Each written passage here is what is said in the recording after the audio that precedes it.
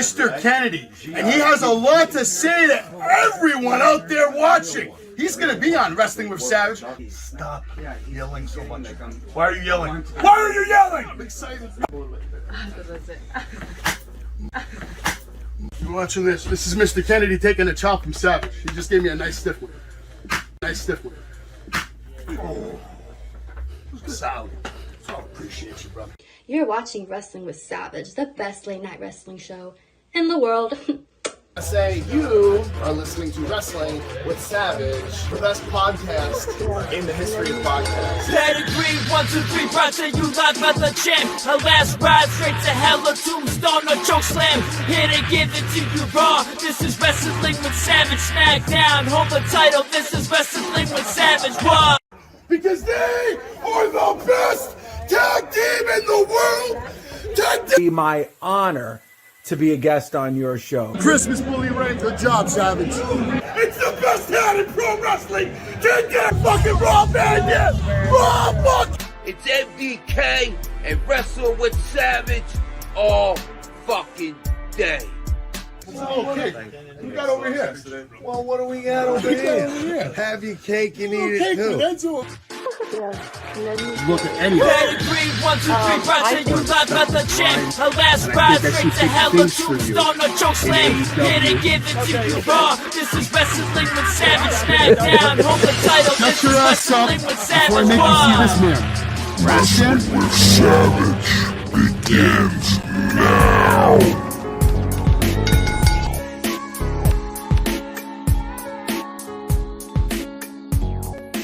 What's going on, everybody? Welcome to another episode of Wrestling with Savage. I am Savage, and I'm so happy that you guys can all be here tonight. Tonight's a special night. We're going to have a new guy on the panel tonight. He's going to be talking about Monday Night Raw. We're going to get into, obviously, WrestleMania. We'll get into Elimination Chamber. Rest in peace to Lanny Poffo, who went away way too soon. I was actually scheduled to meet him this weekend prior. Unfortunately, that did not happen, so I'm very sad that I never got the chance to really interact with Lenny. I'm going to bring in Anthony Loves Wrestling. What's going on, brother? And without any further ado, let's welcome Totowa Tom. Busted open regular caller, regular listener. What's going on, man? How you doing today? Thank you for letting me on tonight. Absolutely, man. And you actually watched all of Raw tonight? Did so. I did so, sir. Okay, Raw wasn't bad tonight. Opens up with Edge and Beth Phoenix. They're opening up Raw live from Orlando, Florida. You know, we'll get into that in a little bit, but real quick, I want to get into this. This is Last Resort. We have a match announced for Last Resort. 8-man tag with Jacob Fatu, Sean Maluda, Alpha Jr., Lance Noah, versus Bull James, Joey Martinez, Vinnie Mac, and Mr. Ruda. There's going to be some other matches announced. Tyson Kidd is also having a seminar over there, so if you want to become a professional wrestler on February 26th, Broadheadsville, Pennsylvania is where you're going to want to go, because Tyson Kidd is teaching things that legends haven't even learned yet. Last Resort, I'll be there. I'll be doing commentary. I'm also going to be at Expect Unexpected earlier in the day around 2, 3 o'clock, and then at like 3:30, I got to get out of there because I got to get my ass to Broadheadsville, Pennsylvania for Last Resort. I'll be playing, I'll be on the commentary team. Going on, Aaron? Appreciate you being here. And there's also going to be a seminar coming up for Earl Hebner. That's going to be Sunday, February 19th. So if anybody out there wants to learn from one of the GOATs in the business, if you're trying to be a referee or a wrestler, Earl Hebner will be there early that day. Only $20 to learn lessons from a man like Earl Hebner seems like a steal. Did you guys watch? I'm guessing everybody here watched NXT Vengeance Day. You watch NXT, Tom? No, I personally didn't have the chance to watch it. I listened to the recap on Busted Open this morning. Yeah. Did you watch NXT in general, or sometimes here and there? You know what? With all the wrestling that's on TV, I kind of have to choose a night sometimes not to watch wrestling, and Tuesdays and Thursdays are those nights, unfortunately. Thursday definitely for me. And I miss this show. I miss Impact. I miss Impact because of Thursdays. So yeah, sometimes I catch Impact, but I can't watch it every single week. Sometimes I need that night to relax. But just real quick recap of NXT Vengeance. You have new NXT Tag Team Champions in Gallus. These two put on the match of the night. If you didn't see this match, Tom, this is one match you should definitely watch. At least this was the match of the night. They stole the show. Maybe even the match of the year so far. That's how good it was. The spots were on point. Dijak actually twisted his finger. We had new tag team champs in Fallon Henley and Adam Paxley. I'm sorry, Fallon Henley and Kiana James. Excuse me. We had Commander Aziz getting involved in the Apollo Crews match. NXT had some good action. Gigi Dolan takes a loss. JC Jane takes a loss, and Roxanne Perez retains her NXT Women's Championship. Braun Breaker retains his NXT Championship against Grayson Waller. Right there, you see a nice little screenshot. By the way, I don't know if you guys heard, Grayson Waller has been suspended for a week because apparently he ran into Shawn Michaels' office and said, "Why does Carmelo get treated special? Are you listening to Sean Ross too much? Like, what's going on here?" And apparently he was suspended for a week. Wow. Just in case. Yeah. Raw was kicking off from Orlando tonight. We had Edge and Beth Phoenix, Orlando, Florida, right down the block from the Performance Center. We were showing footage of Extreme Rules where Rhea then hit Beth with the brass knuckles. Footage of the Royal Rumble when Edge was eliminated by Judgment Day and he attacks them on the ramp. Beth hit the spear on Rhea Ripley. They come out and say that one reason we are here is the Judgment Day. And Edge goes on to say that the Judgment Day was his fault. This was, I don't even want to know if I want to read this whole thing. It's more of the same. You have Edge coming out with Beth Phoenix. Judgment Day comes out moments later. They get into a little, back and forth on the microphone. Bottom line is they set up a match that's going to happen at Elimination Chamber between Edge and Beth Phoenix versus Finn Balor, Rhea Ripley. Tom, I'll go straight to you. What did you think of this segment, the match? Is it doing anything for you? Are you even excited about this match?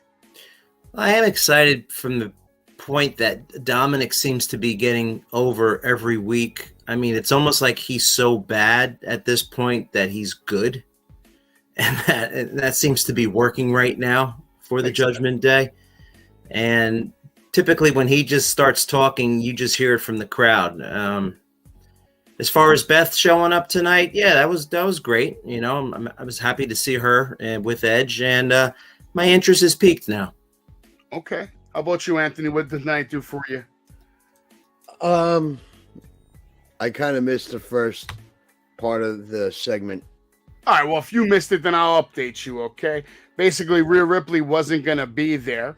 But basically, Edge and Beth were going off saying that, we created Judgment Day and everybody in Judgment Day has been elevated over the last year because of us, except for Dom, basically. They pretty much praised everybody in the Judgment Day except for Dom. And like Tom pointed out, Dom was getting a lot of heat. The second he even goes to open his mouth, fans are just all over him, eating him up. He might be one of the biggest heels in the company right now. Actually, if you go by what the fans are saying. Fans were chanting, "You still got it" at Edge. Edge goes on to say he never lost it.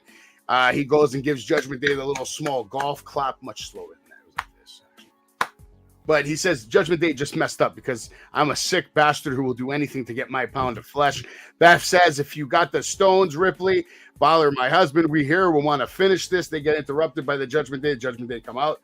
Dom says, "You must have heard because word on the street travels fast. Since you've been gone, I have served hard time." They let him talk.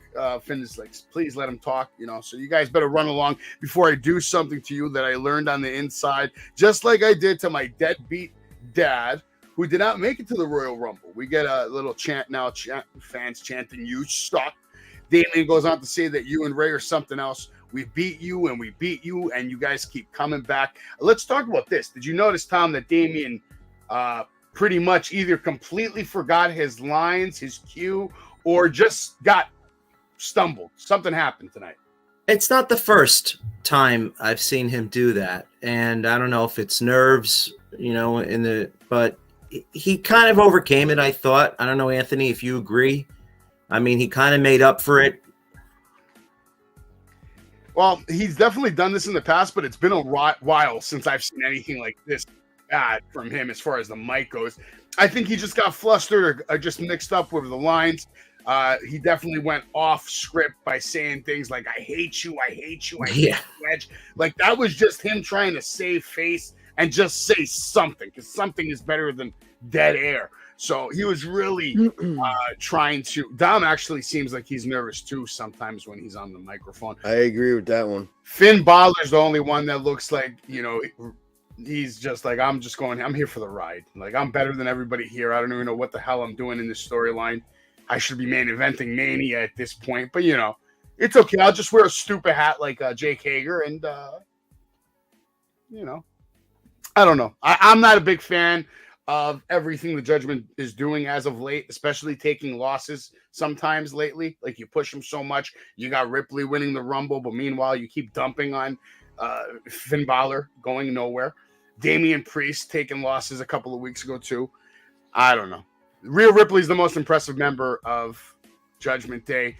I'm a little interested in the matchup, but do we have a prediction for that one, Tom? Who do you think's going to win the match? Probably Edge, right? What I was going to ask you was, do you think this is going to be a blow-off at Elimination Chamber, or do you think they're going to extend it to WrestleMania? That's a good question. I think Edge and Finn will get extended to WrestleMania, and possibly Edge has to bring out the Demon in Finn Balor. We need to see. I want to see the Demon at WrestleMania, one-on-one against Edge. So are you thinking that Rey Mysterio is taking on Dom at WrestleMania? 100%. That's in the works. I mean, that has been in the works for multiple weeks now. The storylines from Thanksgiving, Christmas, you know, New Year's, it's just onward and onward. Royal Rumble, he comes out with a mask. He doesn't even let his dad come in the Rumble. Anthony over here, that's what Rob did to him probably. He putting this kid to sleep. It's okay, Anthony. It's going to be all right. We just see a real quick here. I'll show you this shot. This was pretty funny. All right, there is going to be a match between Damian Priest and Angelo Dawkins. Montez ends up throwing Dom in the ring, and then we see Dom get the Glam Slam just handled by the Glamazon. Look at his face right there. Dom in the ring has improved dramatically. I'll give him credit, but you know he still is very great. The match with his father should be entertaining, but his father's probably going to have to slow it down for him a little bit. I don't think Dom is there yet. That's a big match. He might get super nervous. I mean, we see him get nervous on house shows, Raws. So imagine now in front of 110,000 people. He has performed at Mania before, though, right? He had a match with his dad against the Usos or something at Mania, or I don't even remember. Who the hell did he fight? I don't remember. No, he had a match. I know he had a match at SummerSlam against Rollins. SummerSlam. Okay. Now, he's had a few big matches, I guess, but I guess we'll have to see what's up. We're going to get a match now between Angelo Dawkins and Damian Priest. This match is coming up right now. It was for a spot in the Elimination Chamber. Adam Pearce has forced everyone out of ringside, which is always a good call. We go straight to break back from. We see Priest in complete control, pretty much launching Dawkins into the corner. We get the Sting splashes, nasty broken arrow suplex cover, and a kick out. Dawkins comes back with his own right hand, dodging shots and kicks from Priest. Priest was sent to the outside. Dawkins chasing, gets destroyed with a clothesline and a suplex on the outside. Now Damian running off the stairs hits Dawkins with this flying kung fu kick that you see here to take us to break. Damian then hits his, he gets hit with a spinning elbow from Dawkins, and then Dawkins does that spinning running attack he does in the corner. Dawkins then with the exploder suplex, which looked a little delayed. We get a cover and a kick out. Dawkins goes to the top rope. Priest goes for a choke slam. Dawkins gets the arm breaker, and Priest comes back with the thrust quick kick and the flatliner. We get a cover and a kick out. Priest gets hit with a silencer cover and a kick out. Dawkins lands the swanton. We get another cover and a kick out. Dawkins was losing his cool. Priest and Dawkins now trading stiff right hands. Priest with the big kick and the choke slam gets the 1, 2, 3. And Damian Priest advances in the Elimination Chamber. And Theory, I believe, was showing up during all this nonsense as well. There you see the swanton from Dawkins. Did you see this match, Anthony? Yeah. All right, so I'll go to you first. What'd you think of this match? And obviously, the winner. Are you happy with Damian Priest? Yeah, I think they had the win. Like they had Priest win by design. Okay. Because when we get to another qualifying match tonight, I feel that's why. But the match was impressive. I enjoyed the match. I'm happy with the winner. Priest can bring it in the ring when he has to. Yeah, he can definitely go on the ring. How about you, Tom? Did you see this match? Yeah, I like Priest because I like his size. I think he really comes across well on TV, and he was the obvious winner to keep the storyline going for Elimination Chamber. Yeah, Damian Priest is a great choice to win this match. Anthony, like you said, it was the right call to make this happen. Also, we have people in the chat that agree. You know, they want to, first of all, Lauren, salute to the whole panel in the chat. Shout out to everybody in the chat tonight. We got Steven Chambers in there. We got RJB in there. We got Kicks in there. We got Aaron in here. I believe Mick Thomason passed by for a moment. He's gone now, but he might be back. He says he's not going to be here, but I don't believe him. That kid's always here. He's always here. Just like Theory should be on Raw every single week, looking as good as he did tonight, showing up in his, what is that, a Lamborghini, man? A Lamborghini, Tom? Looks like it. Many of those in New Jersey, right? Little people driving the little Lambos everywhere. You don't have too many exotic cars here in New Jersey. I don't believe that. I don't believe that for a minute. Maybe not in Totowa, but not in Totowa. not in Totowa, but somewhere there are exotic cars. Theory showing up with his beautiful car. Then who are we gonna get? What's next? Let's see what's coming up. I've been liking what they're doing with Maximum Male Models. The fact that they're staying consistent with them. They're not just giving up on them. They're still being involved. And these guys are still going hard. I mean, if you can't see the level of trolling that Marseille is doing right there, I mean, this is good stuff. Monsoir, Marseille. And, of course, you have Maxine Dupree. And who else do we have? Someone else that's been killing it tonight. Tonight was a great night for Chelsea Green, and it started off right. You know, she complains about the Belgium chocolate. She says she knows the difference, and she wants to speak about why she's not in the Elimination Chamber. All the ladies are in the match. I can beat them. Do I need to call your manager? All I'm asking for is an opportunity. I really think I deserve a match, and in that match, I deserve to be presented like the big star I am. You know, one call, and I can cost you your job. Adam Pearce, obviously, not happy about this. So I'm going to go to Anthony, and then Tom, you guys, you know, figure this out. I want to know, what do you guys think about everything they did with Chelsea Green tonight? And what do we think about her future this year in the WWE? Want to go first, Tom? Well, thank you. Appreciate that, Anthony. From her debut at the Rumble, I thought perfect. You know, in and out, quick heat from her. Tonight at Raw, once again, you know, quick heat. She's complaining a lot. She's coming off bigger than what she is. I think it's perfect. I think you're going to see a lot from her down the road. And I think this is just the start until you see her husband come, Matt Cardona. I'm going to agree. He pretty much hit the nail on the head with it. Hit the nail right on the head. He's going to have to agree. And why is nobody talking about Edge grabbing his wife's peach? Because he grabs that peach every single night and every single day. So what is there really talk about? It's not like he grabbed another woman's peach. He grabbed his wife's peach. Where is the excitement in that, Tom? I don't know. You know what I'm saying? RJB, though, I mentioned it, okay? But yeah, Chelsea Green with Toxic Attraction. I don't think that's going to happen now, because if that was going to happen, she would have went straight to NXT, I think. I don't think she's going to be on Raw, make such a splash, make such a debut. And, you know, and not only that, if you notice tonight, she got camera time. She was on the TV like 3 different times, 3 different segments. So they don't do that to somebody unless they have plans for them. You know, they're not just going to put you on TV just to put you on TV. I mean, if they're going to do that, they got to bring JC Jane and Gigi Dolan. Her name is confusing. JC Jane and Gigi Dolan. Yeah, I need to bring them to Monday Night Raw. All right. Yeah. Anthony's getting caught up tonight. You know what it is? It's because Gigi is so hot. It's probably hard for you to talk about her without you just getting fumble. You know, it happens to me. Gigi Dolan. I'm a sim for Gigi Dolan. I really am. Thank God my wife doesn't know. Graves wants to know, what dirt does Chelsea Green have that she thinks she can run this place? What's going to happen next? I guess we could just talk about this real quick. There's going to be a tag team match coming up on Friday between the Usos, Braun Strowman, and Ricochet. That will probably be a banger. I was kind of surprised to see Jay advertised in the match on Friday. Yeah. Because maybe he doesn't show up. I mean, they've been really playing that storyline that Jay has now left the bloodline, or he's walked away, at least for now, because he doesn't agree with what they were doing with Sammy. So the fact that they even showed this match on a Monday, it's like they should have put a question mark next to Jay. I think they're just going to go about as if nothing's wrong.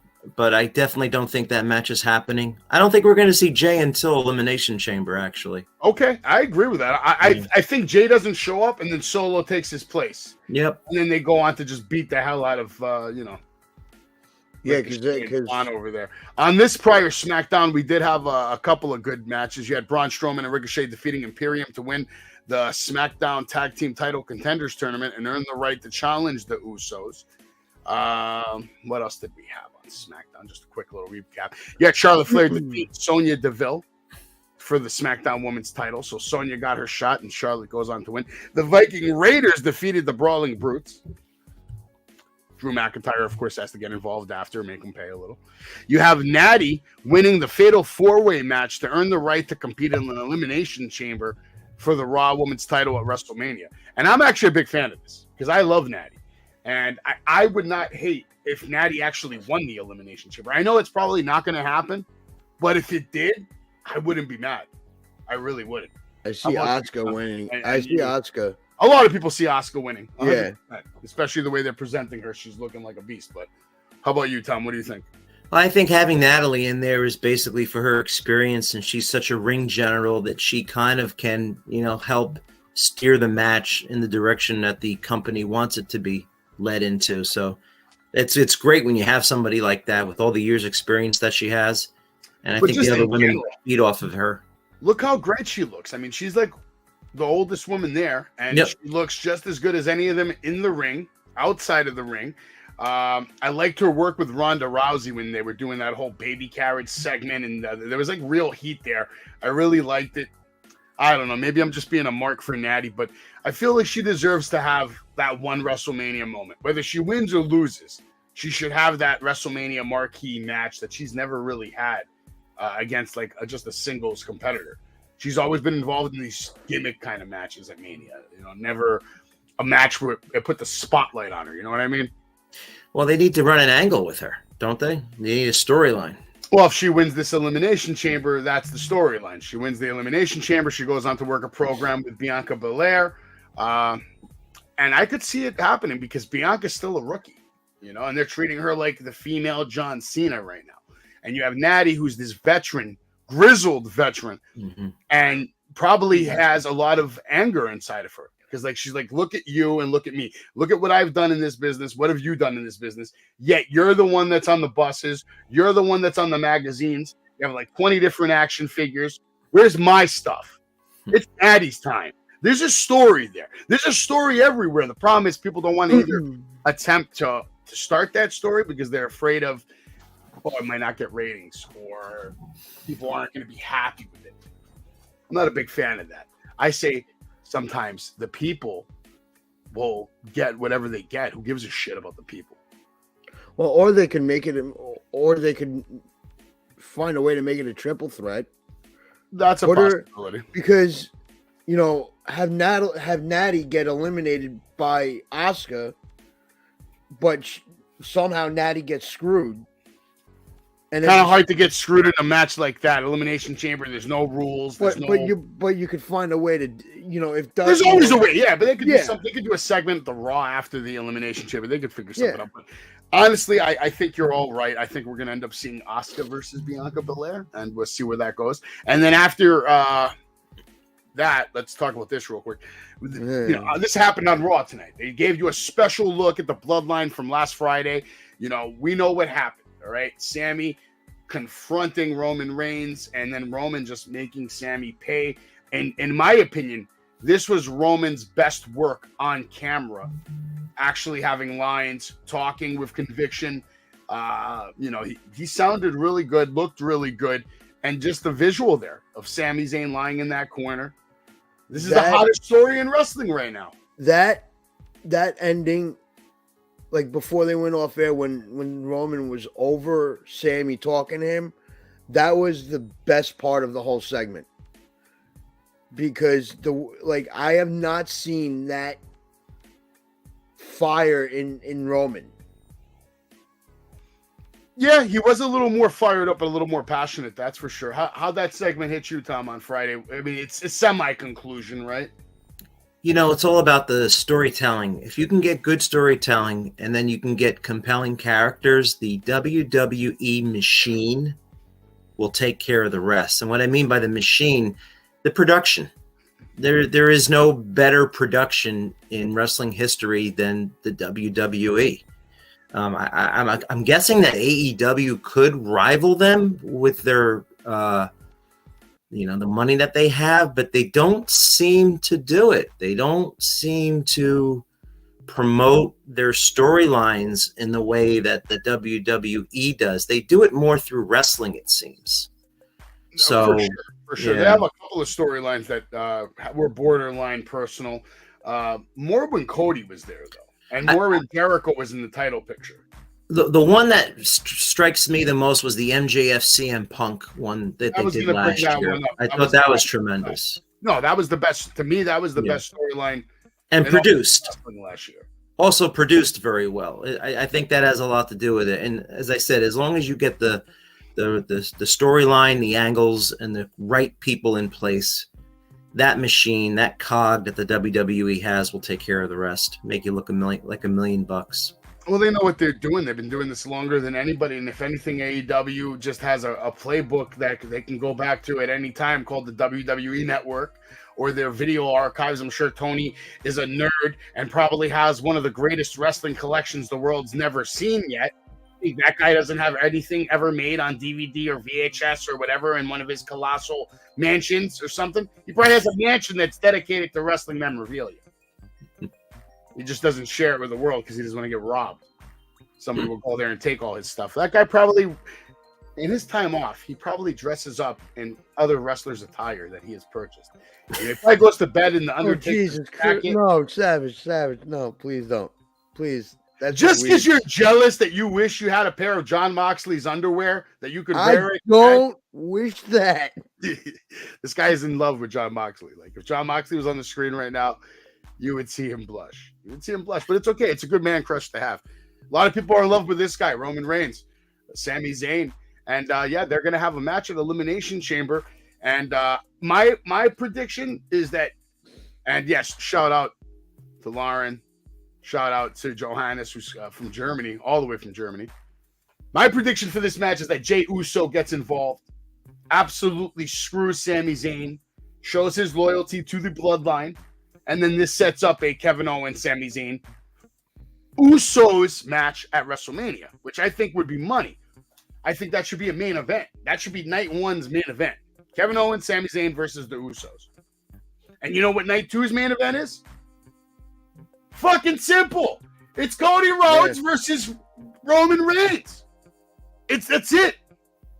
Everybody out there that thinks Sammy's gonna win or somehow miraculously work his way into this match. No! They made it clear tonight. They made it clear, and we're gonna get into it. They made it crystal clear tonight that Sami Zayn will have nothing to do with that match at WrestleMania. He'll have a match. He might even be in the main event. But it won't be in night two, and it won't be against Roman Reigns. And if it is, I'll be shocked. I'll be the first one to admit. No, I think you're gonna have the women's title match main event night one.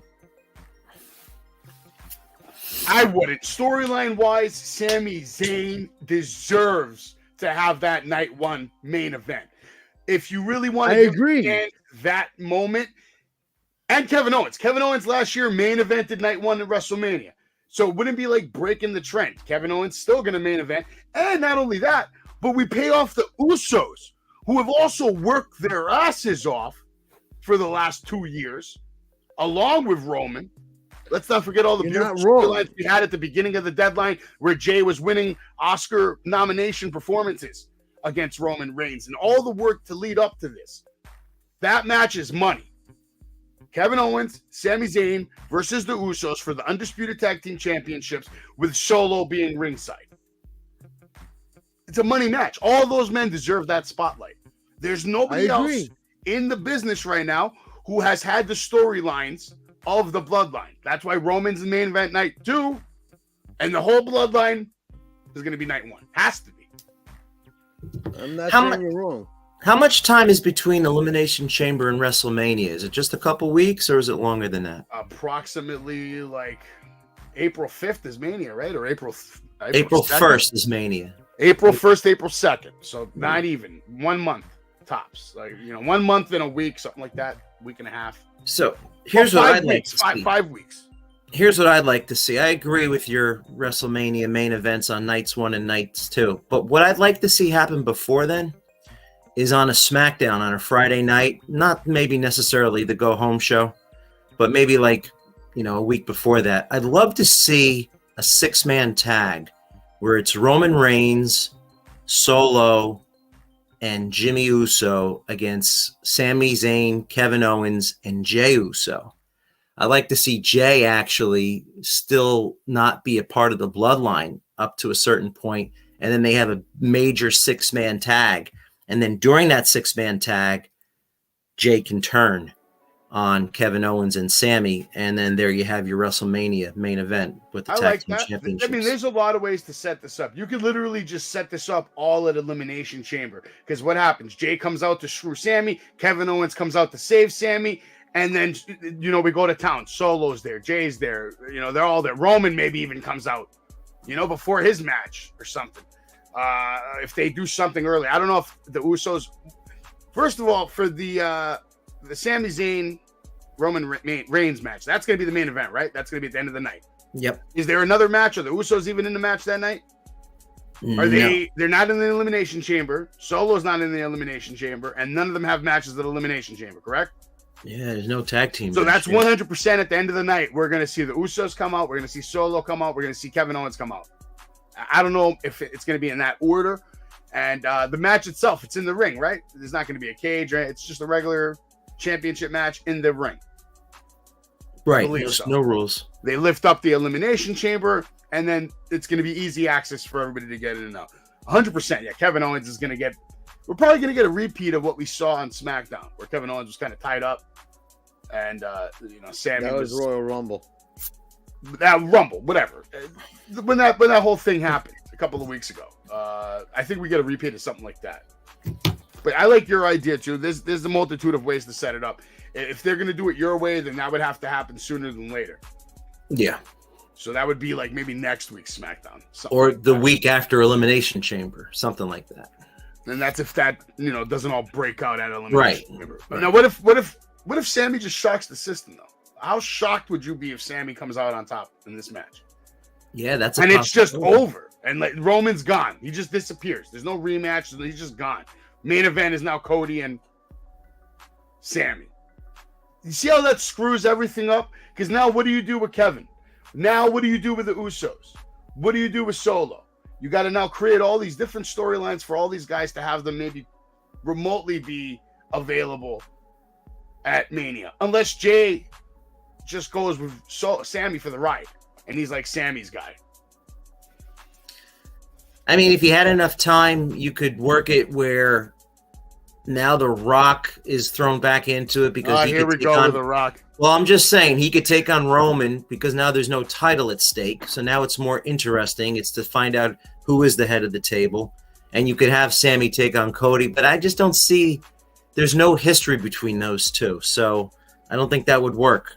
I have a better chance of getting 100,000 subscribers by the end of this broadcast than The Rock does of appearing at WrestleMania this year. Yeah.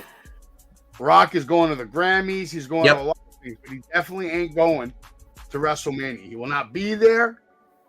He doesn't care. Not that he doesn't care. He just, there's no time. There's just not enough time in the day for him to get in physical shape to have a match. It's a different thing being jacked and then being ready for a match. Two different things. I feel that if... Tell us what you feel, Anthony. Let it all out. I feel like if they were going to do this whole thing with The Rock and Roman, that would have been at Royal Rumble. Because Rock could have came out and saved Sami. And then you could have had like a whole promo with Rock just saying to Roman, hey, you're not the tribal chief. I am. And if you have a problem with that, we'll talk next week on SmackDown. Listen, The Rock ain't going anywhere. Roman's not going anywhere. They will be alive and well at the next 20 years of WrestleManias. So, and I don't see The Rock retiring even after this one. He'll come back and have another bullshit match in 10 years or something. But here's the bottom line. Let me bring this up for a second. Please do. You start talking about WrestleMania a year in advance, right? And your tagline is WrestleMania goes Hollywood. You're tapping in to the biggest Hollywood star there is, The Rock. How could they not get this deal done? You know, the whole premise of going there was that The Rock was going to be there. You want to know how? Because this is just the way The Rock demonstrates that he's bigger than the WWE. They can't dictate when The Rock comes back. Just because they want to go to WrestleMania and we're going to WrestleMania, it doesn't mean The Rock going to be there. Because I'm bigger than WWE. I'm bigger than WrestleMania. And I'm bigger than Hollywood. All right, let me say this now. That's how I take it. That's how I take it from The Rock. Do you think he'll at least show up at WrestleMania? Not have a match, but just show up? No. Okay. We didn't see him last year. We didn't see him. But it wasn't in Hollywood. So what? I think that's where the WWE is missing the boat on this. They probably are, but maybe The Rock asked for an insane amount of money. Like, maybe they offered him something, and he's like, well, I can go to WWE and do that, but these guys are offering me, you know, or maybe he has commitments. I don't know. He's a busy guy, man. I know there's 24 hours in the day, and that guy's working like 19 of them. So when you're as old as I am, you remember WrestleMania 1, 2, and 3, and the big deal about those WrestleManias were you had celebrities, okay? Yeah. And that always added to the celebrity of WrestleMania. They don't really need celebrities anymore, but when you're going to Hollywood, you would think that they would start tapping into that, you know, talent pool, especially because Nick Khan apparently has so many connections with Hollywood. Well, I'm sure there's going to be celebrities involved at this year's Mania. So when's that going to happen, Savage? Probably in the next 2 to 3 weeks. We're 50 days away, right? Nowadays, how far deep do they even go to storyline telling? I mean, they usually spend a good 3 weeks, 4 weeks, sometimes right before a show, and then they're on to the next one. So I think you will see a couple of celebrities get involved. I don't know who. I don't want to drop it. But technically, they already have a big celebrity there called Logan Paul. Yeah. He's taking on Seth Rollins in hopefully night 2. I think that should be a night 2 match. And I think Rollins is going to have the United States title. But, you know, there'll be celebrities there. This is a picture of, we now know who's in there. We got Damian Priest in there and Montez Ford. And, you know, that match on paper sounds great. Do you see Theory retaining in this match? I'm calling Seth Rollins. That's who I think wins this match.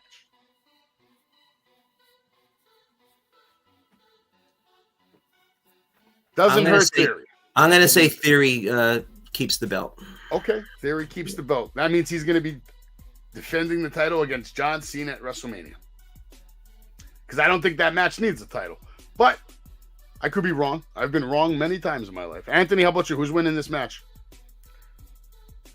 I'm gonna say Theory. Okay, so we got 2 for Theory. All right, now Women's Elimination Chamber. You're both saying Asuka, right? Or Tom, who do you got on that one? Just quickly, right back to the Theory match. You don't bring in John Cena to beat Theory at WrestleMania. You bring in John Cena to get Theory over. So the title is not going to matter at that point because Theory's going to be the champion by the end of WrestleMania. If they do it right. There's no reason why Cena has to win. I don't argue with that. I kind of like that. I'd love to see him fight Cena. That's a match that he probably grew up wanting to have. Do you have a pick for this one? I know Anthony's picking Asuka. My money is on Asuka, but I want Natty to win, but my money's on Asuka. I think the next biggest star in the women's division is Raquel. I agree with you as well, but I don't know if they're going to give it to her yet. I'd love, if Raquel won, I would be so hyped. But based off what I've seen from the last year of the way they booked her, making her tag team champ, ripping it off her, giving her a push, sending her back, I just don't see the consistency there for that push to just be here right now for her to immediately win. I mean, don't get me wrong. We've seen performances in the Elimination Chamber that were very memorable, but led to nothing. Example, Shayna Baszler. In my opinion, had the greatest performance in the history of the WWE Elimination Chamber, and it led to nothing. So that's why it's like hard for me to see Raquel. Asuka winning, I could see it because she's Asuka. And, you know, she won the Royal Rumble. She's paid her dues. She won the Rumble, and, you know, she's like a main event player. She's... They gotta build. It can't be Liv Morgan, God damn it! It can't. It better not be Liv Morgan. I wouldn't even be bad. No, there's no way. Because there's no way that they're gonna pick Liv. The chat thinks Asuka's gonna win. Don't count out Nikki Cross. I wouldn't even be mad at Nikki Cross. I think Nikki Cross is a hell of a performer. But I agree with Lauren over here, man. Home country advantage in Canada. Let's go, Natty, man. I'll be cheering for Natty on this one, man. I really want to see Natty win this one. That's a good point. Yeah. Or maybe we see some kind of Montreal screw job. 2 of them, 3 of them. Who knows? Imagine every match is just a screw job. Might as well. They should just go all out on that. But yeah, but then we got this match coming up here at WrestleMania. So, Ant, you think this is going to be the women's match that headlines night 1? Either headlines or co-headlines. Because that... No. There's no such thing. I'm so sick of hearing that co-headline shit. There's only one headliner. And that's the one that's at the fucking head of the line. The top. Right. That's the headliner. So, to me, Rhea Ripley deserves that main event spot. More than the Bloodline and the Usos and Sami Zayn. Yeah, I think she... By herself. I mean, wait, hold on. See, now, because I don't see him have any Rhea Ripley shirts, Tom. But I know you can go in his closet and pull out like 6 different Bloodline fucking shirts. I only have one Bloodline shirt. And the hat. Yeah, and the hat. All right. That's enough. But I could see that being the match before Sammy. Like the Sammy and Owens and the the Usos. All right, how about you, Tom? Where do you see Charlotte and Rhea Ripley, and do you think Charlotte will retain? In my opinion, 100% Charlotte loses this match because we need her to lose. She'll win it right back so she can get the 15 time women's champion. Yeah, based on that logic, you would say yes, but also I think that Rhea Ripley is just on a rocket ship right 100%, now. 100%. Yeah, so that's without a doubt. She's, in my opinion, I voted her last year as the female superstar of the year without a title on her shoulder for a reason. There's one thing that I want to see though. I want to see a Rhea Ripley and Bianca Belair match on the main roster. That is one match I really want to see on the main roster. Those 2 women could kill it. I think Judgment Day is on their way up for having titles, and we're going to see another guy get a title soon. Finn Balor is going to get a title, and I would love to see Damian and Dom go on. At one point this year, I would love to see. I don't know when it would happen. I think Finn could make a good heel for Cody Rhodes down the road. I don't know if he's going to take the title off Cody. Maybe they split up the belts. Maybe that happens. Maybe Cody's the world champion, and then we have a vacant Universal champion. Would not mind seeing Finn Balor slide back into that Universal title picture. Then you have Rhea as the women's champion, and then Dom and Damian as your tag team champions at one point. And you have Judgment Day as a strong stable, and then maybe you bring back someone like, I don't know, Hurt Business, and they could compete with Judgment Day. Were you not watching Raw tonight?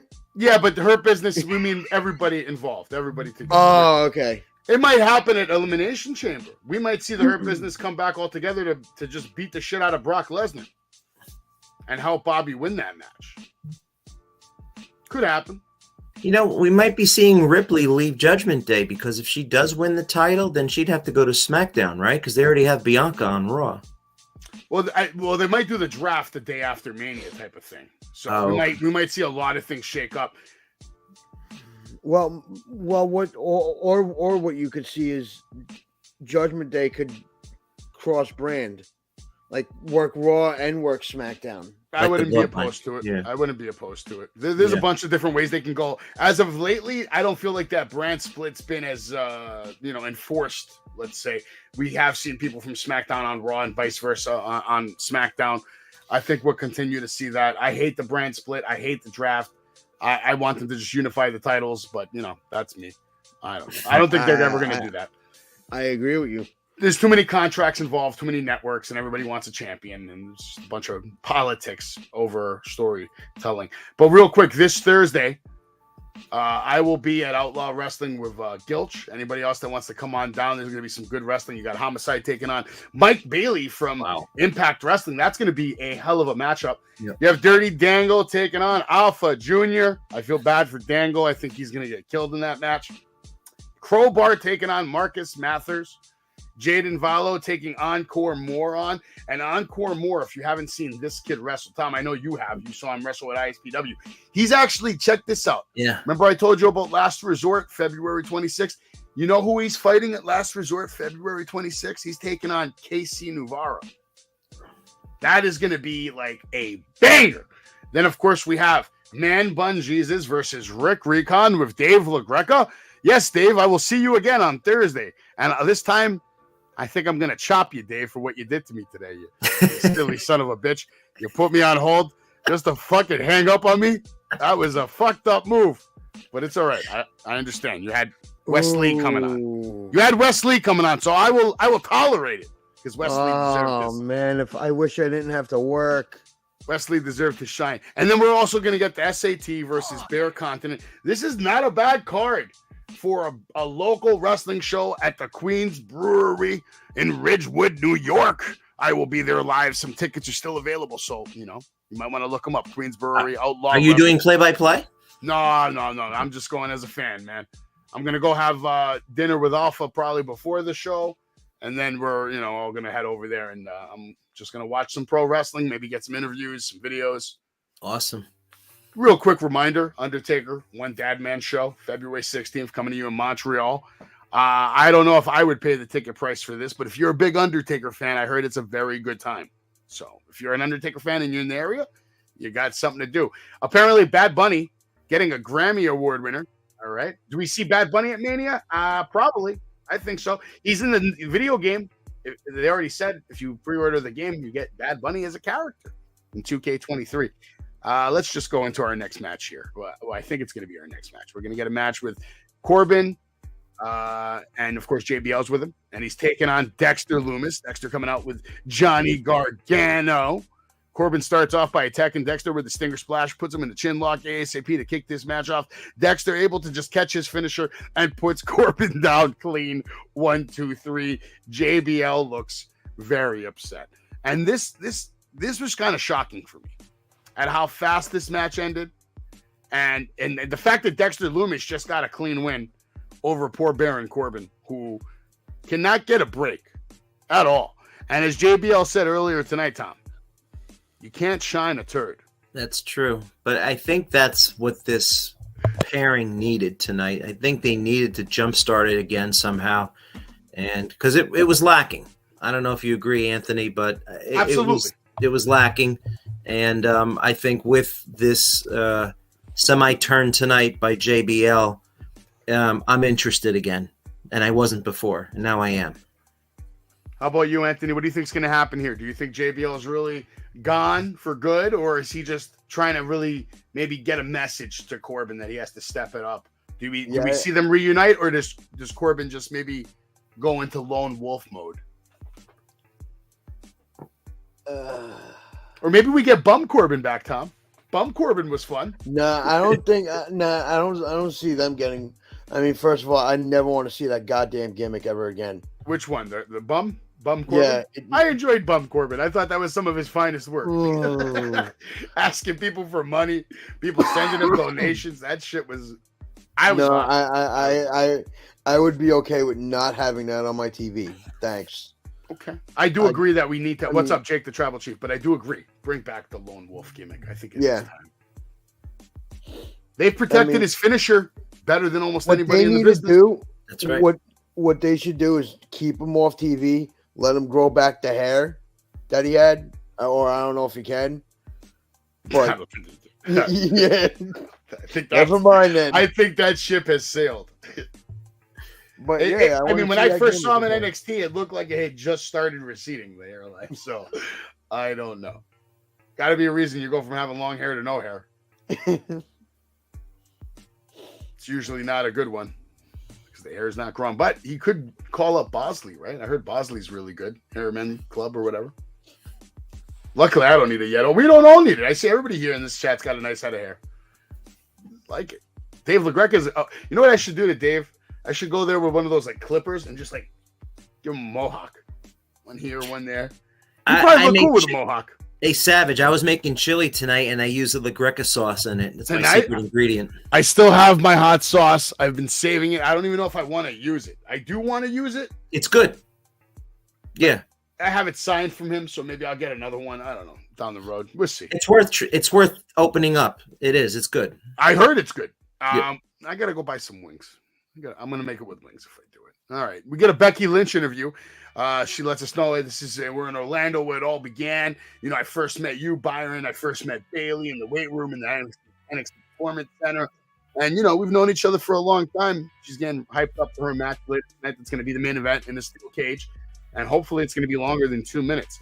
But now we're going to get into Brock Lesnar, who's out here and says, you know, by the way, Brock Lesnar absolutely killed this tonight. To see him come out by himself on the microphone and make even ice fishing sound fun is incredible. Brock Lesnar, okay, comes out, says, did you guys catch the Royal Rumble? I thought it sucked. Brock Lesnar got his ass thrown over the top rope, and that's not the worst of it. I got thrown out by Bobby Lashley. I was not on Raw last week, and I apologize for that. But, you know, Bobby, you finally struck a chord in Brock Lesnar. All of last week, I could not get Bobby out of my head. I tried going hunting, and all I could think about was Bobby who.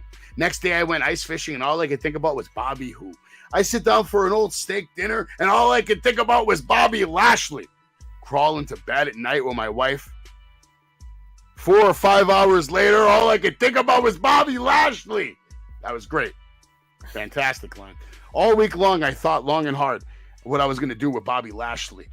And, you know, Lesnar says he has a New Year's resolution, and it's a violent one. And, you know, inside of this $5 jean jacket that he has on, okay, he says there's a multi-million-dollar contract, and it states Brock versus Bobby at the Elimination Chamber. Bobby says it was nice for you to grace us with your presence, Brock. But let's take a walk down memory lane. Match 1, I pinned you. Match 2, you won. And if memory serves me correct, I laid your ass unconscious as I walked out of the ring. Match 3 in the Royal Rumble, we met, and I threw your ass over the top rope with no problem. What happened, Brock? You mad that Bobby has one up on you? Brock, of course, responds as Brock always does, and hits Bobby Lashley with an F5. What did you guys think of this segment here with Brock? I thought he killed the mic. Oh, yeah. He yeah. That's all I'm going to say. I was entertained. Tom, what do you have to say about Brock Lesnar, Bobby Lashley at the Elimination Chamber, and then, of course, what you saw tonight on Monday Night Raw? Brock comes across too much as a face to me when he's on his own. He's just it seems like a nice guy. I liked him better when he had the mouthpiece working for him, and he was the silent, brooding monster, and Heyman was talking for him.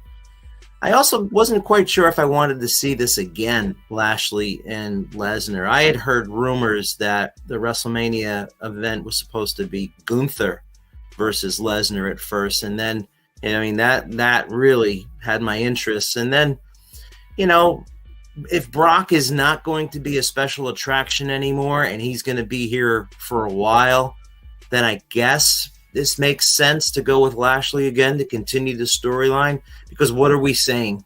We're saying that the WWE, you even said it tonight, Savage. You said usually they run storylines that last 4 weeks and then they end it. Well, the Bloodline has been going on for, you know, almost a year. This storyline with Sami Zayn, it's the best shit they've done. So if they're going to continue with long-term storytelling, I'm all for it. Yes, I'll watch Lashley against Lesnar again, and we'll see what happens. Okay. Brock Lesnar, man. Brock Lesnar's an absolute monster, and I agree with Tom.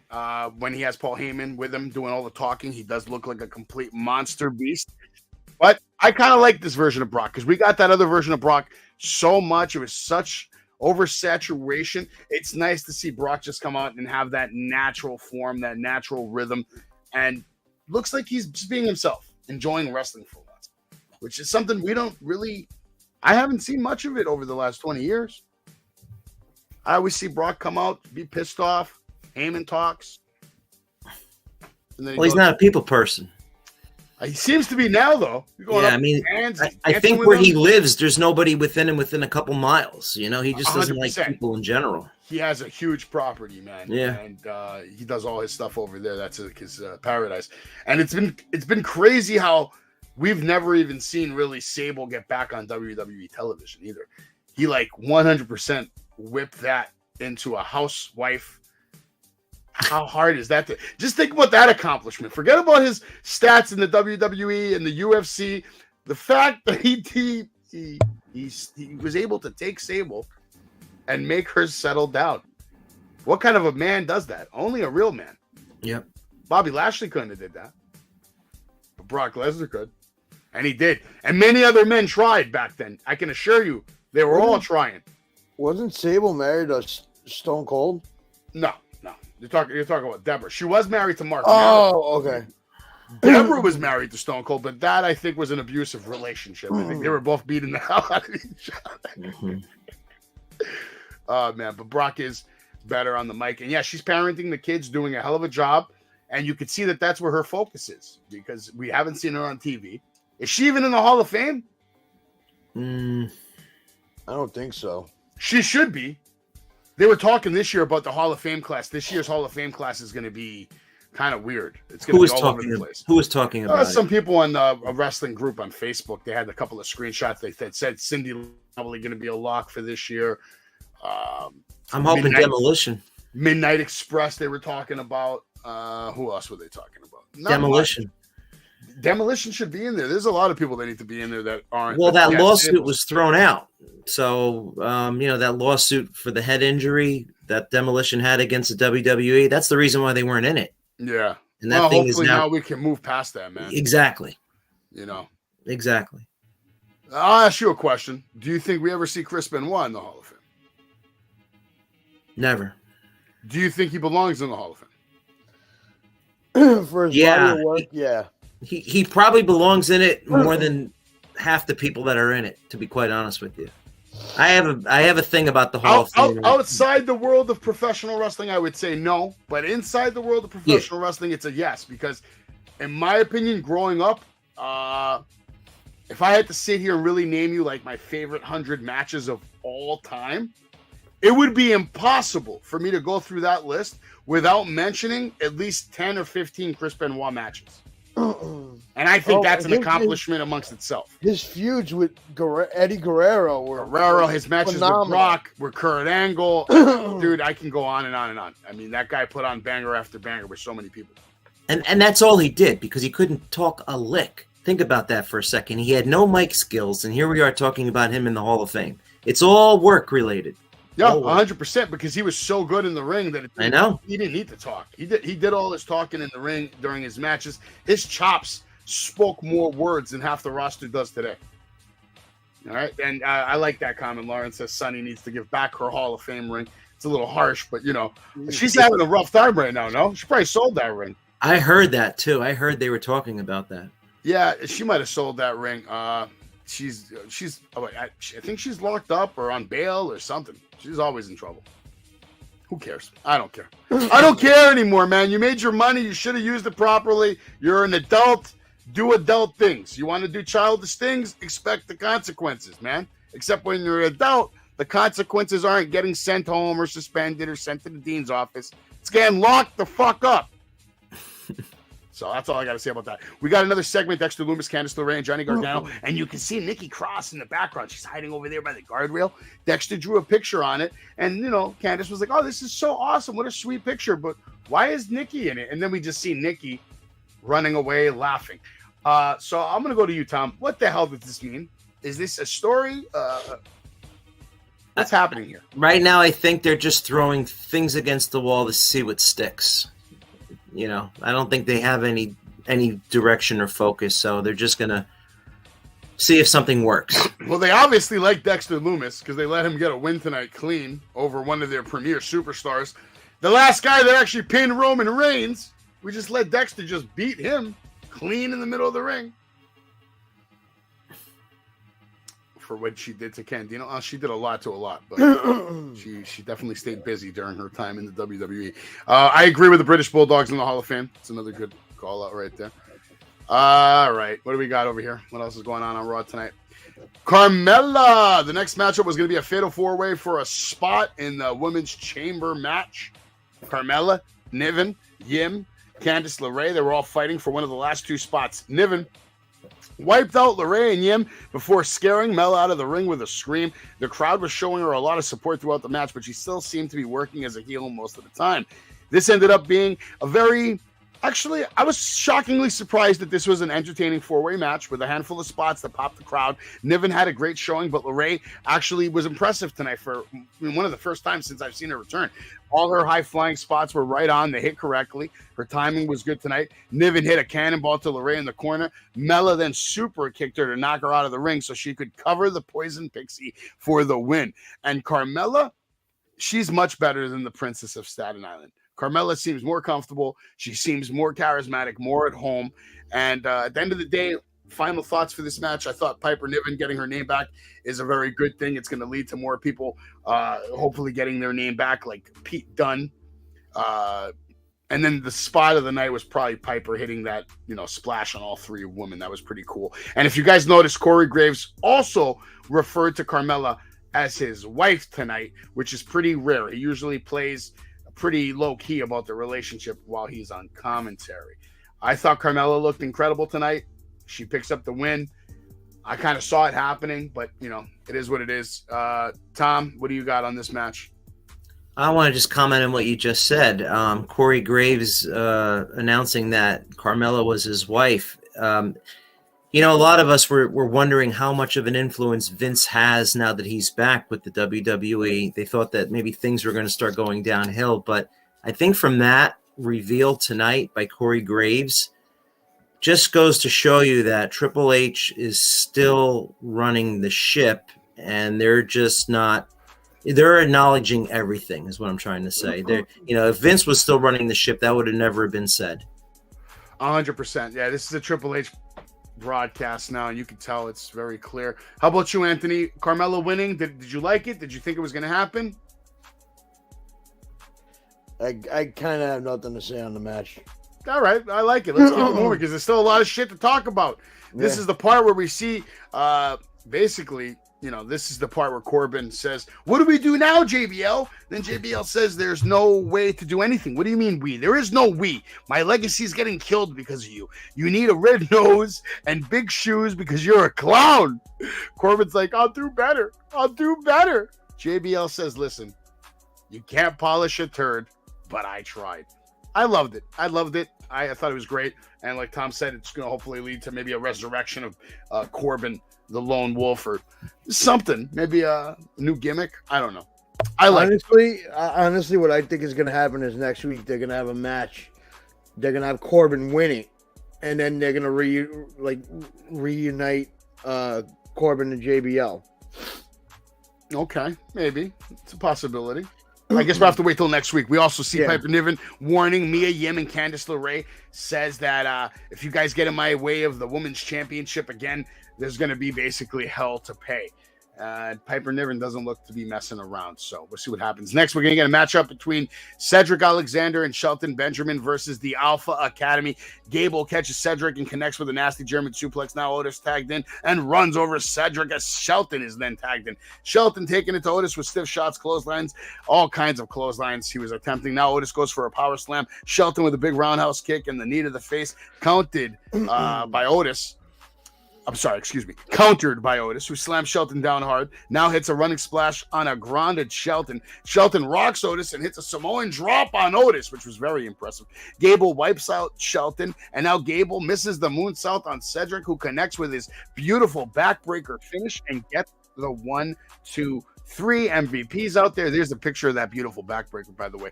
I think Cedric does one of the best backbreakers in the business. I've been a fan of Cedric for a while. MVPs out there celebrating with his boys. What do you think about this match, Tom? I love it. I mean, I love the fact that we're bringing tag teams back to the forefront again. I mean, that it's important. It's a lost art. I can't wait till we see some of those NXT tag teams get the call up, and then we just have such an influx of tag team wrestling. Well, let me ask you guys a question. I know this is random as hell, but would you guys be opposed to maybe a separate show for just tag teams. Let's say maybe Thursday nights. Or maybe Thursday nights we had a 2-hour show, right? 1 hour was just tag team wrestling and 1 hour was just women's wrestling. Would you be opposed to something like that? So we can give more spotlight to other people that normally would not get it on the SmackDown or a Raw. I don't think it would work. I think that if you pigeonhole tag team wrestling into a night of the week, I think people will not tune in just because there's not enough fans of tag team wrestling to warrant putting a product out there like that. I think what you just need to do is push the tag teams during your 3 hours on Raw and your 2 hours on SmackDown every week. Okay. I guess Anthony would probably say the same thing. Yeah, I think it would be too much. I wouldn't mind a 1 hour show on Saturday mornings, though, like Superstars back in the day, where you had like that one matchup where it was like, you know, one stud team or one stud wrestler versus some jabronis. And then the whole hour was just spent building up some storylines with either brand new vignettes, just a way to kind of, you know, have a recap on the week or something. Hey, my whole thing is totally what you just said. I think we actually need to go back to the days of enhancement talent. I think there is just way, way too much, you know, fast-paced wrestling going on in today's product that even when the pay-per-views come on, it doesn't seem special anymore. I'd rather have the local independents come in and do some squash matches for, you know, to get the talent over and then use your vignettes and use your interviews and run your angles. I mean, it's just too much, you know? It's just too much. I'd love to bring back the squashes. Yeah, I wouldn't mind seeing it. That's actually not a bad idea for a tag team pay-per-view. The reason why I'm pushing so hard for the Sami Zayn KO match versus the Usos is because we've never had a tag team match main event WrestleMania since WrestleMania 1. Think about that. It's been 39 years since we've had a tag team main event, unless I'm wrong, but I don't think I am. No, you're right. I mean, there was a four-way. I think WrestleMania 2000 was like a fatal four-way. Fatal four-way with Big Show, Mick Foley, The Rock, and Triple H. Yes. Right. And McMahon in every corner. But that WrestleMania 1 wasn't even really a tag team match in the sense of they were tag teams. They just put it was just that. They just put Orndorff and Piper together and Hogan and T together, and they never tag teamed again. So yeah, absolutely not. Yeah, but you know, as far as like it was still billed as like a tag team match. Right. That's all I meant. But now let's keep it moving. But like the Hart Foundation versus British Bulldogs would have been a great tag team to headline a WrestleMania. Yeah, absolutely. Back then, imagine Legion of Doom tag teaming against Demolition. That could have main evented a Mania, for Christ's sakes. Match would have rocked the house. We got a match, a video segment here with The Miz now. Basically, Miz demanding respect. But last week, he lost to Rick Boogs. We get an interview now after that little video package. And he says he's sending a bill to Adam Pearce for $10,000. And he's supposed to be impressed with Boogs, that he can bench 500 pounds.